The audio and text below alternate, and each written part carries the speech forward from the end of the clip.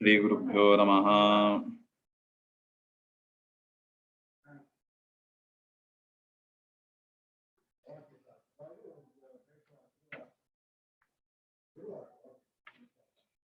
ಸೃಷ್ಟಿಸ್ಥಿತ್ಯಪ್ಯೇಹ ನಿಯತಿ ದೃಶಿತಮೋ ಬಂಧಮೋಕ್ಷಾಶ್ಚ ಯಸ್ಮಾದಸ್ಯ ಶ್ರೀ ಬ್ರಹ್ಮರುದ್ರ ಪ್ರಭೃತಿ ಸುರನರದ್ವೀಷ ಶತ್ರುವಾತ್ಮಕಸ್ಯ ವಿಷ್ಣೋರ್ವ್ಯಸ್ಥಾ ಸಮಸ್ತಾಃ ಸಕಲ ಗುಣನಿಧಿಃ ಸರ್ವದೋಷವ್ಯಪೇದಃ ಪೂರ್ಣಾನಂದೋ ಅವ್ಯಯೋ ಯೋ ಗುರುರಪಿ ಪರಮಃ ಚಿಂತಯೇತಂ ಮಹಾಂತಂ.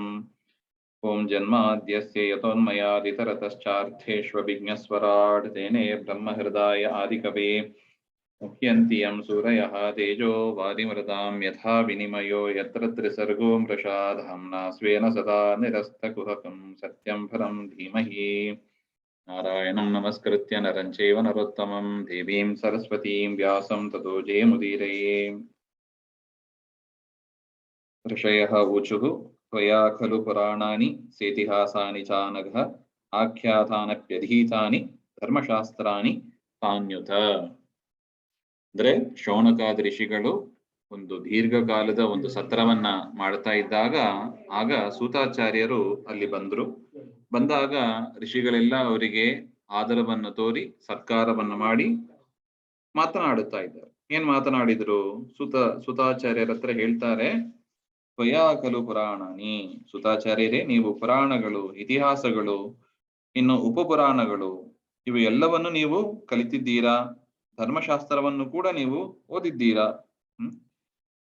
ಮನುಸ್ಮೃತಿ, ಯಾಜ್ಞವಲ್ಕ್ಯ ಸ್ಮೃತಿ ಇತ್ಯಾದಿ ಗ್ರಂಥಗಳು, ಧರ್ಮಶಾಸ್ತ್ರಗಳು, ಅವುಗಳನ್ನು ಕೂಡ ನೀವು ಅಧ್ಯಯನವನ್ನ ಮಾಡಿದ್ದೀರಾ ಅಂತ ಹೇಳಿ ಮತ್ತೊಂದು ಮಾತನ್ನು ಹೇಳ್ತಾರೆ. ಯಾನಿ ವೇದವಿದಾಂ ಶ್ರೇಷ್ಠೋ ಭಗವಾನ್ ಬಾದರಾಯಣಃ ಅನ್ಯೇಚ ಮುನಯ ಸೂತ ಪರಾವರ ವಿದೋ ವಿದುಹು ವೇತ್ತ ತ್ವಂ ಸೌಮ್ಯ ತತ್ಸರ್ವಂ ತತ್ವತಃ ತದನುಗ್ರಹಾತ್ ಬ್ರೂಯುಹು ಸ್ನಿಗ್ಧಸ್ಯ ಶಿಷ್ಯಸ್ಯ ಗುರವೋ ಗುಹ್ಯಮಪ್ಯುತ ಅಂತ ಇದೆ. ಯಾನಿ ವೇದವಿದಾಂ ಶ್ರೇಷ್ಠ ಭಗವಾನ್ ಬಾದರಾಯಣಃ ಅಂದ್ರೆ ನೀನ್ ಎಲ್ಲವನ್ನು ತಿಳಿದಿದ್ದೀಯಾ ಅಂತ ಹಿಂದೆ ಹೇಳಿದರು, ಶೌನಕಾದಿ ಋಷಿಗಳು ಹೇಳಿದರು. ಅದನ್ನೇ ವಿವರಣೆ ಮಾಡ್ತಾ ಇದ್ದಾರೆ. ಯಾನಿ ವೇದವಿದಾಂ ಶ್ರೇಷ್ಠ, ಏನೇನು ತಿಳಿಯಬೇಕಾಗಿದೆಯೋ ಅದನ್ನೆಲ್ಲ ಚೆನ್ನಾಗಿ ತಿಳಿದವರು ಅಂದ್ರೆ ಯಾರು? ಭಗವಾನ್ ಬಾದರಾಯಣ ಅಂದ್ರೆ ವೇದವ್ಯಾಸರು ಅಂತ ಅರ್ಥ. ಪರಮಾತ್ಮ ಸರ್ವಜ್ಞ, ಜಗತ್ತಿನಲ್ಲಿ ಏನೇನಿದೆಯೋ ಅದೆಲ್ಲವನ್ನು ಚೆನ್ನಾಗಿ ತಿಳಿದವ ಪರಮಾತ್ಮ. ಅದರಿಂದ ಇದರ ಮೇಲ್ನೋಟಕ್ಕೆ ಅರ್ಥ ಏನ್ ಬರ್ತದೆ?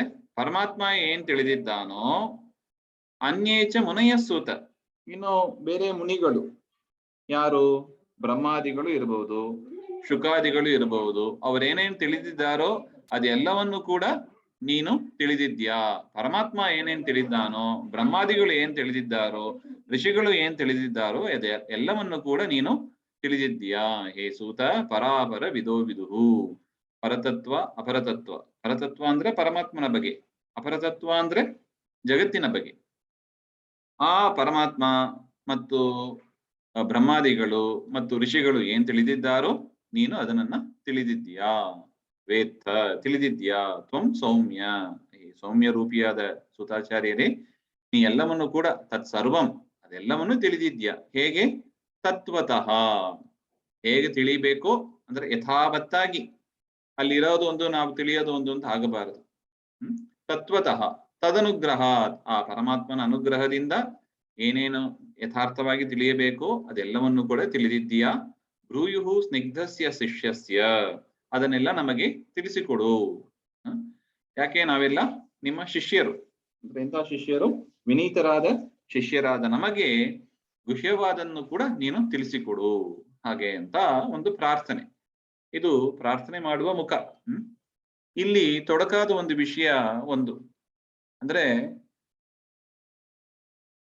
ವೇದವ್ಯಾಸರು ಏನ್ ತಿಳಿದಿದ್ದಾರೋ ಅದೆಲ್ಲವನ್ನು ಕೂಡ ಬ್ರಹ್ಮಾದಿಗಳು ತಿಳಿಯಲು ಸಾಧ್ಯವಾ? ಬ್ರಹ್ಮಾದಿಗಳು ಏನ್ ತಿಳಿದಿದ್ದಾರೋ ಅದನ್ನೆಲ್ಲ ಆ ಋಷಿಗಳು, ಸೂತಾಚಾರ್ಯರೇ ಮೊದಲಾದವರು ತಿಳಿಯಲು ಸಾಧ್ಯವಾ? ಅಂದ್ರೆ ನಮ್ಮಲ್ಲಿ ತಾರತಮ್ಯ ಇದೆ. ಎಲ್ಲರ ಜ್ಞಾನ ಒಂದೇ ರೀತಿಯಾಗಿ ಇಲ್ಲ, ಹೆಚ್ಚು ಕಡಿಮೆ ಇದ್ದೇ ಇರ್ತದೆ.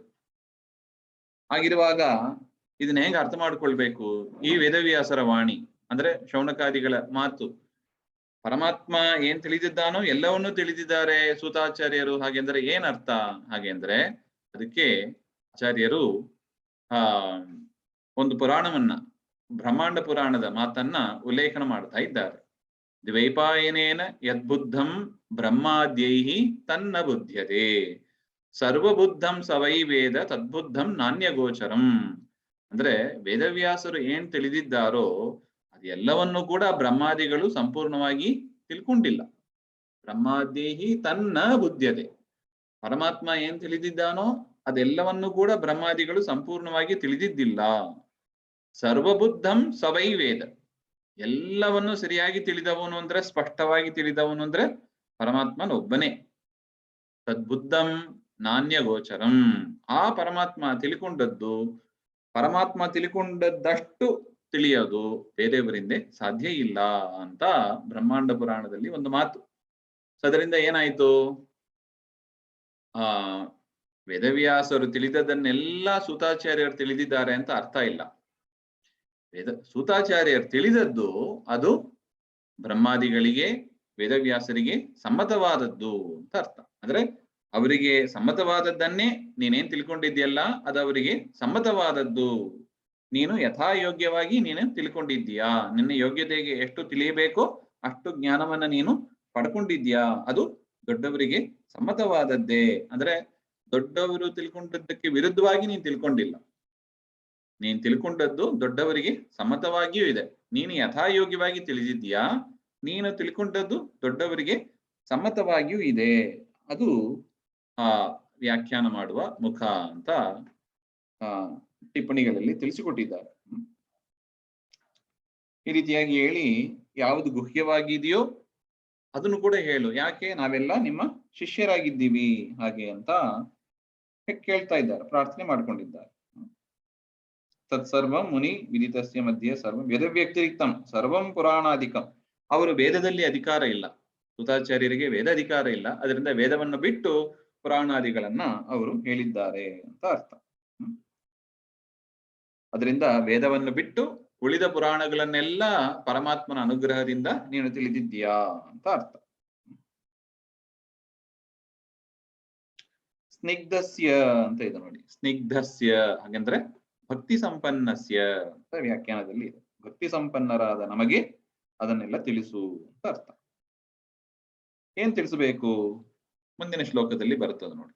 ತತ್ರ ತತ್ರ ಅಂಜಸಾಯುಷ್ಮನ್ ಭವತಾ ಯದ್ ವಿನಿಶ್ಚಿತಂ ಪುಂಸಾಂ ಏಕಾಂತತ ಶ್ರೇಯಃ ತನ್ನ ಶಂಸಿತುಂ ಅರ್ಹಸಿ. ಅಂದ್ರೆ ಮತ್ತೊಂದು ಪ್ರಾರ್ಥನೆ ಏನಂತ? ತತ್ರ ತತ್ರ, ಹೇ ಆಯುಷ್ಮನ್ ಅಂದ್ರೆ ಪ್ರಶಸ್ತವಾದ ಆಯುಷ್ಯ ಸಂಪನ್ನರಾದ ಸುತಾಚಾರ್ಯರೇ, ದೀರ್ಘ ಆಯುಷ್ಯ ಅವಧಿಗೆ ದೀರ್ಘಾಯುಷಿಗಳಾದ ಸುತಾಚಾರ್ಯರೇ, ತತ್ರ ತತ್ರ ಅಂದ್ರೆ ಪುರಾಣಾದಿ ಅನೇಕ ಗ್ರಂಥಗಳಲ್ಲಿ, ತತ್ರ ತತ್ರ ಅಂಜಸ ಅಂದ್ರೆ ರುಜುಮಾರ್ಗದಿಂದ ಅಂದ್ರೆ ಸರಿಯಾದ ಮಾರ್ಗದಿಂದ, ಅಂದ್ರೆ ರುಜುಮಾರ್ಗಾಂಬ ಅದರ ಒಂದು ವಿವರಣೆಯನ್ನ ಮತ್ತೆ ನೋಡೋಣ.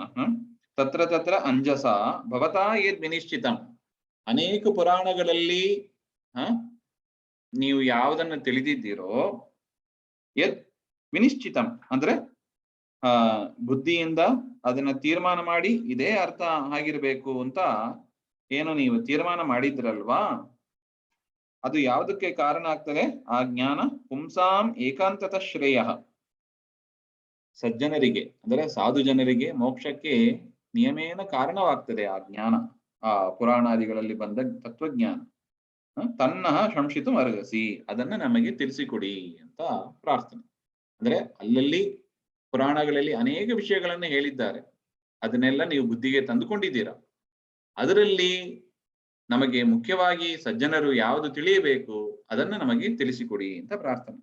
ಇಲ್ಲಿ ಅಂಜಸ ಅಂತ ಇದೆ ಅಂದ್ರೆ ರುಜುಮಾರ್ಗದಿಂದ ಅಂತ ಅರ್ಥ. ಅಂದ್ರೆ ಏನ್ ಅರ್ಥ ಅಂದ್ರೆ, ಈಗ ಆರಂಭದಲ್ಲಿ ಒಂದು ವಿಷಯ ಇದೆ, ಮಧ್ಯದಲ್ಲಿ ಉದಾಹರಣೆಗೆ ಆರಂಭದಲ್ಲಿ ಪರಮಾತ್ಮ ಈ ಜಗತ್ತನ್ನ ಸೃಷ್ಟಿ ಮಾಡಿದ ಅಂತ ಒಂದು ವಾಕ್ಯ ಇದೆ ಅಂತ ಇಟ್ಟುಕೊಳ್ಳೋಣ.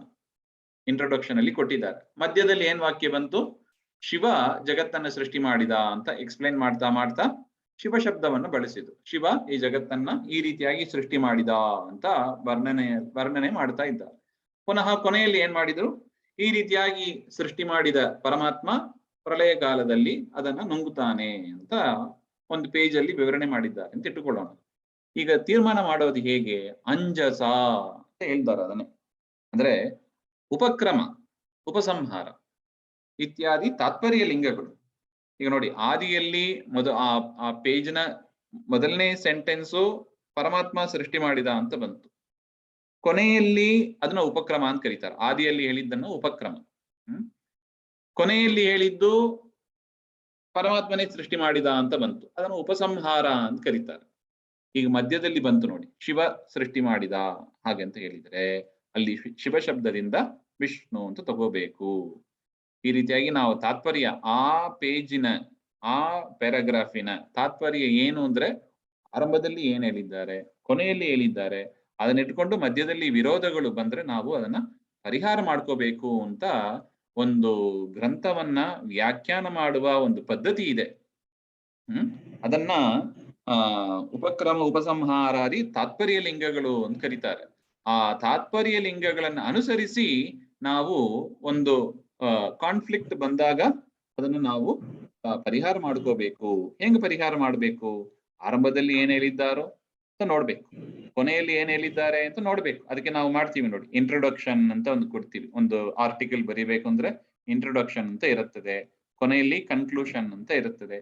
ಅದನ್ನೆಲ್ಲ ನೋಡ್ಕೊಂಡು ನಾವು ಮಧ್ಯದಲ್ಲಿ ಏನಾದ್ರು ಕರೆಕ್ಟ್ ನಾವು ಅದನ್ನ ಮಾಡ್ಕೋಬೇಕು ಅಂತ ಅರ್ಥ.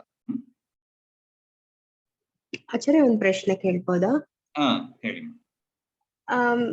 ಅದು ಸ್ಟಾರ್ಟಿಂಗ್ ಅಲ್ಲಿ ವಿಷ್ಣು ಅಂತಿರತ್ತೆ, ಎಂಡ್ ಅಲ್ಲಿ ವಿಷ್ಣು ಅಂತಿರತ್ತೆ, ಮಧ್ಯದಲ್ಲಿ ಶಿವ ಅಂತ ಅವ್ರು ಯಾಕೆ ಆತರ ಮಾಡೋದು? ಅಂದ್ರೆ ಅವರೇ ಒಂದು ಲೂಪ್ ಅಲ್ಲಿ ಓಪನ್ ಮಾಡ್ಕೊತಂಗಾಗತ್ತಲ್ವಾ ಕನ್ಫ್ಯೂಷನ್ಗೆ? ನೋಡಿ, ಅದು ಎರಡು ವಿಷಯವನ್ನು ತಿಳಿಸಿಕೊಡ್ಬೇಕಾಗಿದೆ. ಪರಮಾತ್ಮ ಎಲ್ಲಾ ಶಬ್ದದಿಂದಲೂ ವಾಚ್ಯನಾಗಿದ್ದಾನೆ. ಶಿವ ಅಂತ ಹೇಳೋದು ಕೂಡ ವಿಷ್ಣುವೇ, ಆ ವಿಷಯವನ್ನು ತಿಳಿಸಿಕೊಡ್ಬೇಕಾಗಿದೆ. ಅದರಿಂದ ಆ ರೀತಿಯಾಗಿ ಬರೀತಾರೆ. ಇನ್ನೊಂದು, ಇದೇ ಗ್ರಂಥವನ್ನ ಆ ತತ್ವಜ್ಞಾನಕ್ಕೆ ಯೋಗ್ಯವಲ್ಲದವರು ಕೂಡ ಓದ್ತಾರೆ.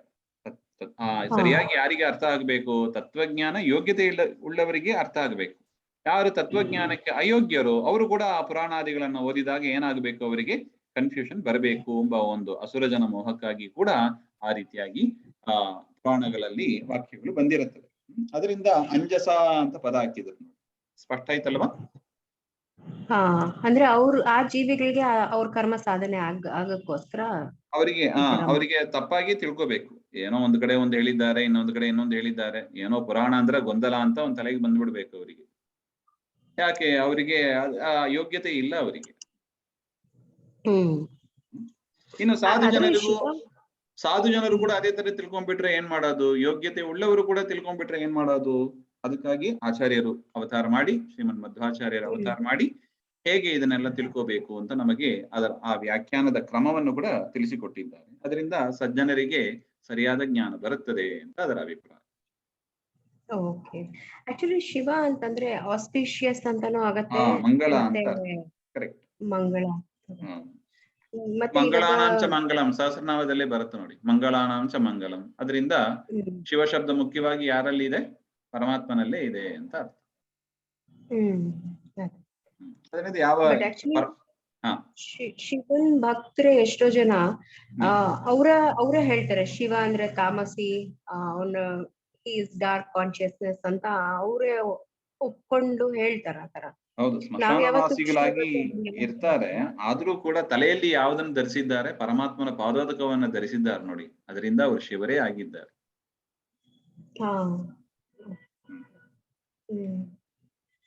ಓಕೆ ಆಚಾರ್ಯ, ಗೊತ್ತಾಯ್ತು. ಅದ್ ಯಾಕೆ ಆತರ ಮಾಡ್ತಾರೆ ಅಂದ್ರೆ ಅದು ಯಾರ್ಯಾರಿಗೆ ಏನೇನ್ ಕರೆಕ್ಟ್ ಅರ್ಥ ಆಗ್ಬೇಕೋ ಆತರ ಅರ್ಥ ಆಗ್ಲಿ ಅಂತ ಅವರಿಗೆ ಮಾತ್ರ. ಯಾಕಂದ್ರೆ ಎಲ್ಲರೂ ಕೈ ಹಾಕುವವರೇ ಇದಲ್ಲಿ. ಪುರಾಣಗಳು ವೇದವ್ಯಾಸರು ರಚನೆ ಮಾಡಿದ್ದಾರೆ ಅಂತ ಕೇಳಿದ ಕೂಡಲೇ ಸಾತ್ವಿಕರು, ರಾಜಸರು, ತಾಮಸರು ಎಲ್ಲರೂ ಕೈ ಹಾಕ್ತಾರೆ.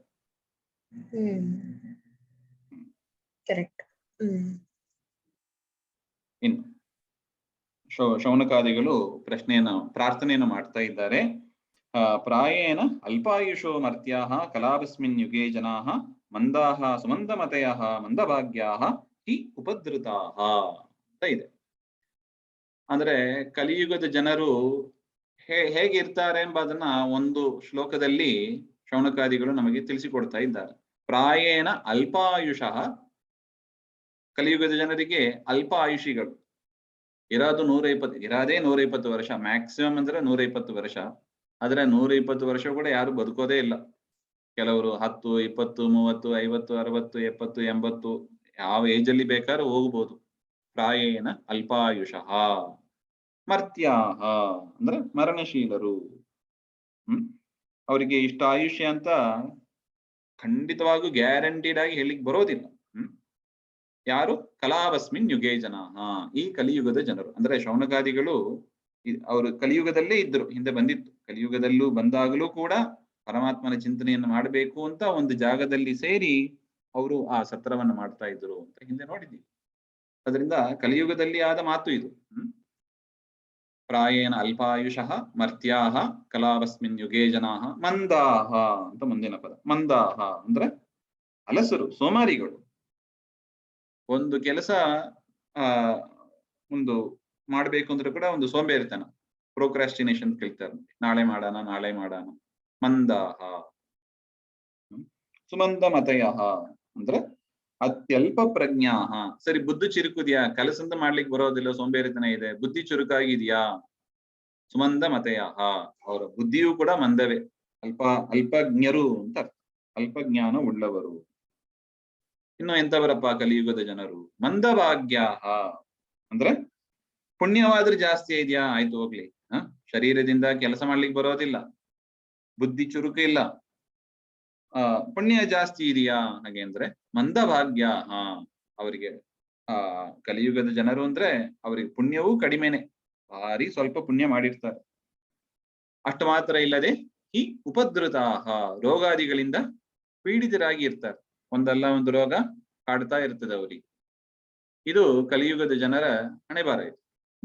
ಪ್ರಾಯೇಣ ಅಲ್ಪಾಯುಷಃ ಮರ್ತ್ಯಾಹ ಕಲಾವಸ್ಮಿನ್ ಯುಗೇ ಜನಾಃ ಮಂದಾಹ ಸುಮಂದಮತಯಃ ಮಂದಭಾಗ್ಯಾಹ ಹಿ ಉಪದ್ರುತಾಹ. ಯಾಕೆ ಹೇಳ್ತಾರೆ ಈ ಮಾತನ್ನ? ಹಾಗೆ ಅಂದ್ರೆ ಅವರಿಗೆ ನೀವು ದೊಡ್ಡ ದೊಡ್ಡ ಗ್ರಂಥಗಳನ್ನೆಲ್ಲ ಕೊಟ್ಟು ಬಿಟ್ರೆ ಕಲಿಯುಗದ ಜನರಿಗೆ ಅದು ಮಾಡ್ಲಿಕ್ಕೆ ಆಗೋದಿಲ್ಲ. ಮೊದಲೇ ಸೋಂಬೇರಿಗಳು, ಇನ್ನು ಕಠಿಣವಾದ ವ್ರತಗಳನ್ನು ಹೇಳಿದ್ರೆ ಅದು ಮಾಡೋದಿಲ್ಲ. ಅದಕ್ಕಾಗಿ ಇಷ್ಟು ಒಂದು ಮಾತುಗಳನ್ನು ಹೇಳಿ, ಭೂರೀನಿ ಭೂರಿ ಕರ್ಮಾಣಿ ಶ್ರೋತವ್ಯಾನಿ ವಿಭಾಗಶಃ ಅತಃ ಸಾಧೋತ್ರ ಯತ್ಸಾರಂ ಸಮುದ್ರತ್ಯ ಮನೀಷಯ ಬ್ರೂಹಿ ಭದ್ರಾಯ ಭೂತಾನಾಂ ಏನ ಆತ್ಮಾಶು ಪ್ರಸೀದತಿ. ಅದರಿಂದ ಸುತಾಚಾರ್ಯರೇ, ಭೂರೀನಿ ಭೂರಿ ಕರ್ಮಾಣಿ, ಕಷ್ಟವಾದ ಕೆಲಸಗಳು, ಅನೇಕ ಕೆಲಸಗಳು, ಅದನ್ನೆಲ್ಲ ನಮಗೆ ಉಪದೇಶ ಮಾಡ್ಲಿಕ್ಕೆ ಹೋಗ್ಬೇಡಿ. ಕಲಿಯುಗದ ಜನರಿಗೆ ಅದೆಲ್ಲ ಆಗೋದೇ ಇಲ್ಲ. ಭೂರೀನಿ ಭೂರಿ ಕರ್ಮಾಣಿ ಶ್ರೋತವ್ಯಾನಿ ವಿಭಾಗಶಃ, ಅದನ್ನೆಲ್ಲ ನೀವು ಪೃಥಕ್ ಮಾಡಿ, ವಿಭಾಗ ಮಾಡಿಬಿಡಿ. ಇದೆಲ್ಲ ಕಷ್ಟ ಸಾಧನ, ಇದೆಲ್ಲ ಕೇಳಬೇಕಾದ್ದು, ಇದೆಲ್ಲ ಶ್ರೇಯ ಸಾಧನಗಳು, ಇದೆಲ್ಲ ಅನಾಯಾಸದಿಂದ ಮಾಡಬಹುದು, ಸುಲಭದಿಂದ ಮಾಡತಕ್ಕ ಸಾಧನೆಗಳು. ಮೋಕ್ಷಕ್ಕೆ ಸುಲಭದಿಂದ ಮೋಕ್ಷಕ್ಕೆ ಹೋಗುವ ಮಾರ್ಗ ಒಂದು, ಶ್ರಮ ಪಟ್ಟುಕೊಂಡು ಕಷ್ಟ ಸಾಧನೆ ಮಾಡಿ ಮೋಕ್ಷಕ್ಕೆ ಹೋಗುವ ಕ್ರಮ ಒಂದು. ಎರಡು ಕ್ರಮವೂ ಇದೆ. ಹಿಂದಿನ ಜನರೆಲ್ಲ ಕಷ್ಟಪಟ್ಟುಕೊಂಡು ಮಾಡಬೇಕಾಗಿತ್ತು. ಇವುದು ಕಲಿಯುಗದ ಜನರು, ಅವರ ನೇಚರೇ ಹೀಗಿರುತ್ತದೆ. ಅದರಿಂದ ಎಲ್ಲ ನೀವು ಆಪ್ಟಿಮೈಸ್ ಮಾಡಿ, ರೆಡ್ಯೂಸ್ ಮಾಡಿ, ಹಾಗೆ ಅಂತ ಅದರ ಅಭಿಪ್ರಾಯ. ಪ್ರಾರ್ಥನೆ ನೋಡಿ ಹೇಗಿದೆ ಅಂತ. ಅತಃ ಸಾಧುಹೋ, ಸಾಧುವಾದ ಸುತಾಚಾರ್ಯರೇ, ಅತ್ರ ಯತ್ಸಾರಂ, ಈ ಶಾಸ್ತ್ರದಲ್ಲಿ ಯಾವುದು ಸಾರವಾಗಿದೆಯಲ್ಲ, ಸಾರಭೂತವಾದದ್ದು, ಅದನ್ನ ಮತ್ತಿರ್ಗ ನಮ್ಮನ್ನ ಓದಿ ನಮ್ಮನ್ನ ತೆಗಿ ಅಂತ ಹೇಳಬೇಡಿ. ಯಾಕೆಂದ್ರೆ ನೀವು ಅಷ್ಟೆಲ್ಲ ಓದಿದ್ದೀರಿ, ಅಷ್ಟೆಲ್ಲ ಓದೋದಕ್ಕೆ ಒಂದು ಆಯುಷ್ಯ ಸಾಕಾಗೋದಿಲ್ಲ ನಮಗೆ. ನೀವು ಏನೇನು ಓದಿದ್ರು, ತಿಳ್ಕೊಂಡಿದ್ರು, ಅದನ್ನ ಪಟ್ಟಿ ಕೊಟ್ಟಿದ್ದಾರೆ, ಹಿಂದೆನೆ ಪಟ್ಟಿ ಕೊಟ್ಟು ಬಿಟ್ಟಿದ್ರು ಅವ್ರು ಏನೇನು ಓದಿದ್ರು ಹಾಗೆ ಅಂತ. ಅದನ್ನೆಲ್ಲ ಸಮುದ್ರತ್ಯ ಮನೀಷಯ, ನಿಮ್ಮ ಬುದ್ಧಿಯಲ್ಲಿ ನೀವು ತಂದಿಟ್ಕೊಂಡ್ಬಿಟ್ಟು, ನೀವು ಓದಿದ್ರಲ್ಲಿ ಯಾವುದು ಸಾರವೋ, ಸಾರಭೂತವಾದದ್ದು, ಬ್ರೂಹಿ ಭದ್ರಾಯ ಭೂತಾನ, ಅದನ್ನ ಮೋಕ್ಷಕ್ಕಾಗಿ, ಕಲಿಯುಗದ ಜನರ ಮೋಕ್ಷಕ್ಕಾಗಿ ಅದನ್ನ ನೀವು ಬ್ರೂಹಿ, ಅದನ್ನ ಉಪದೇಶ ಮಾಡ್ರಿ. ಏನ ಆತ್ಮ ಆಶು ಪ್ರಸೀದತಿ, ಯಾವುದನ್ನ ಶ್ರವಣಾದಿಗಳನ್ನ ಮಾಡುವುದರಿಂದ ಪರಮಾತ್ಮ ಆಶು ಪ್ರಸೀದತಿ. ಆತ್ಮ ಅಂದ್ರೆ ಪರಮಾತ್ಮ. ಆಶು ಪ್ರಸೀದತಿ ಅಂದ್ರೆ ಕೂಡಲೇ ಪ್ರೀತನಾಗ್ತಾನೋ, ಇಮಿಡಿಯೇಟ್ಲಿ ಅನುಗ್ರಹವನ್ನು ಮಾಡ್ತಾನೋ. ಯಾಕೆ? ದೀರ್ಘಕಾಲ ಸಾಧನೆ ಮಾಡ್ಲಿಕ್ಕೆ ಆಗೋದಿಲ್ಲ. ಅಲ್ಪಾಯುಷಿಗಳು, ಮಂದಭಾಗ್ಯರು, ರೋಗದಿಂದ ಪೀಡಿತರಾಗಿ ಇರ್ತಾರೆ ಕಲಿಯುಗದ ಜನರು. ಅದರಿಂದ ಒಂದು ಸಣ್ಣ ಸಣ್ಣ ಕೆಲಸ ಮಾಡಿದ್ರು ಕೂಡ ಪರಮಾತ್ಮ ಬೇಗ ಅನುಗ್ರಹ ಮಾಡ್ಬೇಕು. ಅದು ನೋಡಿ, ಈ ಕಲಿಯುಗದ ಜನರು ಹಾಗೆ ಇದೆ ನೋಡಿ, fast fast fast, automation fast ಅಂತ ಹಾಗೆ ಇದ್ದಾರೆ. ಹಾಗೆ ಇದ್ದೀವಿ ನಾವು.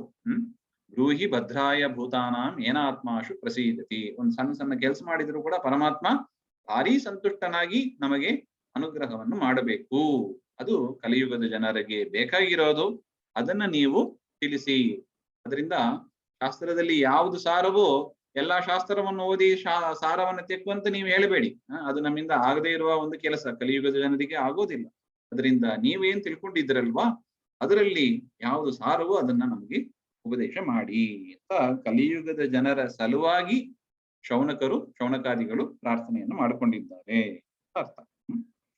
ಸೂತ ಜಾನೋಸಿ ಭದ್ರಂತೆ ಭಗವಾನ್ ಸಾತ್ವತಾಂ ಪತಿ ದೇವಕ್ಯಾಂ ವಸುದೇವಸ್ಯ ಜಾತೋ ಯಸ್ಯ ಚಿಕೀರ್ಷಯ ತನ್ನ ಶುಶ್ರೂಷಮಾಣಾನಾಂ ಅರ್ಹಸಿ ಅಂಗ ಅನುವರ್ಣಿತುಂ ಯಸ್ಯ ಅವತಾರೋ ಭೂತಾನಾಂ ಕ್ಷೇಮಾಯ ವಿಭವಾಯ ಚ. ಕ್ಷೇಮಾಯ ವಿಭವಾಯ ಚ. ಇಲ್ಲಿ ಮೊದಲನೇ ಪ್ರಶ್ನೆ ಇದು. ಅಂದ್ರೆ ಹಿಂದೆ ಏನ್ ಮಾಡಿದ್ರಲ್ಲ, ಎಲ್ಲ ಶಾಸ್ತ್ರದ ಸಾರವಾಗಿ ಯಾವುದಿದೆಯೋ ಅದನ್ನ ಉಪದೇಶ ಮಾಡು ಅಂತ ಒಂದು ಪ್ರಶ್ನೆ. ಸುಮಾರು 6 ಪ್ರಶ್ನೆಗಳನ್ನ ಮಾಡ್ತಾರೆ ಶೌನಕಾದಿಗಳು 6 ಪ್ರಶ್ನೆಗಳನ್ನ ಮಾಡ್ತಾರೆ. ಅದರಲ್ಲಿ ಮೊದಲನೇ ಪ್ರಶ್ನೆ, ಶಾಸ್ತ್ರದಲ್ಲಿ ಎದು ಸಾರವೋ ಅದನ್ನ ನಮಗೆ ಉಪದೇಶ ಮಾಡಿ. ಕಷ್ಟ ಸಾಧನವಾದದ್ದನ್ನೆಲ್ಲ ಪೃಥಕ್ ಬೇರೆ ಮಾಡಿ ಇಟ್ಬಿಡಿ. ಯಾವುದು ಸಾರವೋ, ಯಾವುದು ಸುಲಭ ಸಾಧನೆಯೋ ಅದನ್ನ ನಮಗೆ ಉಪದೇಶ ಮಾಡಿ ಅಂತ ಪ್ರಾರ್ಥನೆ. ಇನ್ನು ಎರಡನೇ ಪ್ರಶ್ನೆ, ಸೂತ ಜಾನಾಸಿ ಭದ್ರಂತೆ ಭಗವಾನ್ ಸಾತ್ವತಾಂ ಪತಿ ದೇವಕ್ಯಾಂ ವಸುದೇವಸ್ಯ ಜಾತಃ. ಎರಡನೇ ಪ್ರಶ್ನೆ ಯಾವುದು? ಹೇ ಸೂತ, ನೀನು ಜಾನಾಸಿ ಎಲ್ಲವನ್ನೂ ತಿಳಿದವನಾಗಿದ್ದಿ, ಭದ್ರಂತೆ ನಿನಗೆ ಮಂಗಳವಾಗಲಿ. ನೋಡಿ, ಶೌನಕಾದಿಗಳು ಬ್ರಾಹ್ಮಣರು, ಸೂತರು ಅವರು ಬ್ರಾಹ್ಮಣ ಇತರರು. ಅದರಿಂದ ನಿಮಗೆ ಭದ್ರವಾಗಲಿ ಅಂತ ಆಶೀರ್ವಾದವನ್ನು ಕೂಡ ಮಾಡ್ತಾ ಇದ್ದ. ಸಕಲಂ ಜಾನಾಸಿ ಎಲ್ಲವನ್ನೂ ತಿಳಿದಿದ್ದೀಯಾ, ಭದ್ರಂತೆ ನಿನಗೆ ಮಂಗಳವಾಗಲಿ ಅಂತನೂ ಅನುಗ್ರಹವನ್ನು ಮಾಡ್ತಾ ಇದ್ದಾರೆ ಶೌನಕರು. ಭಗವಾನ್ ಸಾತ್ವತಾಂ ಪತಿಹಿ, ಸಜ್ಜನರ ಒಡೆಯನಾದ, ಯಾದವರ ಒಡೆಯನಾದ ಪರಮಾತ್ಮ ಶ್ರೀಕೃಷ್ಣ ಅವತಾರವನ್ನು ಮಾಡಿದ. ಎಲ್ಲಿ ಅವತಾರವನ್ನು ಮಾಡಿದ? ದೇವಕ್ಯಾಂ ವಸುದೇವಸ್ಯ ಜಾತಃ. ದೇವಕಿ ಮತ್ತು ವಸುದೇವನಲ್ಲಿ ಪರಮಾತ್ಮ ಶ್ರೀ ಕೃಷ್ಣನಾಗಿ ಅವತಾರವನ್ನು ಮಾಡಿದ. ಯಾಕೆ ಅವತಾರ ಮಾಡಿದ ಅಂದ್ರೆ ಕಾರ್ಯವಿಶೇಷ ರೂಪ.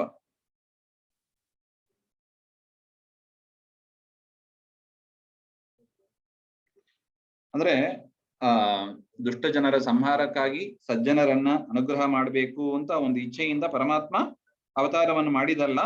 ಅವತಾರ ಮಾಡಿ ಪರಮಾತ್ಮ ಏನೇನು ಮಾಡಿದನೋ ಅದೆಲ್ಲವನ್ನು ಕೂಡ ತನ್ನ ಶುಶ್ರೂಷಮಾಣಾನಾಂ ಹರಸಿ ಅಂಗ ಅನುವರ್ಣಿತುಂ, ಅದನ್ನೆಲ್ಲ ಪರಮಾತ್ಮ ಅವತಾರ ಮಾಡಿ ಏನೇನು ಮಾಡಿದಲ್ವಾ ಅದನ್ನೆಲ್ಲ ವರ್ಣನೆ ಮಾಡುವುದಕ್ಕೆ ನೀವು ಸಮರ್ಥರಾಗಿದ್ದೀರಿ. ಅದನ್ನೆಲ್ಲ ನಮಗೆ ತಿಳಿಸಿಕೊಡೋದಕ್ಕೆ ನಮಗೆ ನೀವು ಸಮರ್ಥರಾಗಿದ್ದೀರಿ. ಭೂತಾನಾಂ ಕ್ಷೇಮಾಯ ವಿಭವಾಯ ಚ. ಅದು ಆ ಪರಮಾತ್ಮನ ಅವತಾರ ಲೀಲೆಗಳು ಅದು ಪ್ರಾಣಿಗಳಿಗೆ ಕ್ಷೇಮವನ್ನು ತಂದು ಕೊಡುತ್ತದೆ. ಯಾವುದು ಪ್ರಾಪ್ತವಾಗಿಲ್ಲವೋ ಅದನ್ನ ತಂದು ಕೊಡುತ್ತದೆ. ಇನ್ನು ಯಾವುದು ಪ್ರಾಪ್ತವಾಗಿದೆಯೋ ಅದನ್ನ ರಕ್ಷಣೆ ಮಾಡ್ತದೆ. ಯಾವುದು ಪ್ರಾಪ್ತವಾದದನ್ನ ರಕ್ಷಣೆ ಮಾಡ್ತದೆ. ವಿಭವಾಯ ಸಂಪತ್ತಿಗೆ ಕಾರಣವಾಗ್ತದೆ. ಇಹ ಪರಗಳಲ್ಲಿ ಸುಖವನ್ನ ತಂದು ಕೊಡುತ್ತದೆ ಅಂತ ಅರ್ಥ. ಅದರಿಂದ ಪರಮಾತ್ಮನ ಅವತಾರ ಕಥೆಗಳನ್ನು ಇಲ್ಲಿ ಕೃಷ್ಣಾವತಾರವನ್ನು ಹೇಳಿದ್ದಾರೆ. ಅದನ್ನ ಬೇರೆ ಕಡೆಯಲ್ಲೂ ಕೂಡ ನಾವು ಇಟ್ಕೋಬೇಕು. ನರಸಿಂಹದೇವರ ಅವತಾರ ಕಥೆ, ರಾಮದೇವರ ಅವತಾರ ಕಥೆ, ವೇದವ್ಯಾಸರ ಅವತಾರ ಚರಿತ್ರೆ, ಆ ಚರಿತ್ರೆಯನ್ನೆಲ್ಲ ನಾವು ಓದಬೇಕು. ಅದು ಓದುವುದರಿಂದಲೇ ನಮಗೆ ಕ್ಷೇಮ, ವಿಭವ, ಸಂಪತ್ತು ಎಲ್ಲವೂ ಸಿಗ್ತದೆ ಅಂತ ಶೌನಕರ ಪ್ರಾರ್ಥನೆ. ಅದರಿಂದ ನೀವು ಅದನ್ನೆಲ್ಲ ತಿಳಿದವರಾಗಿದ್ದೀರಿ ಅಂತ ಹೇಳಿ ಮುಂದಿನ ಪದ್ಯಗಳಲ್ಲಿ ಆ ಪರಮಾತ್ಮನ ಕಥಾಶ್ರವಣದ ಮಹಿಮೆ, ಆ ಪರಮಾತ್ಮನ ನಾಮಸ್ಮರಣೆಯ ಮಹಿಮೆ, ಅದರ ವರ್ಣನೆಯನ್ನ ಮಾಡ್ತಾ ಇದ್ದಾರೆ 14ನೇ ಶ್ಲೋಕದಿಂದ. ಅದನ್ನ ಮತ್ತೆ ಸೇರಿದಾಗ ನೋಡೋಣ.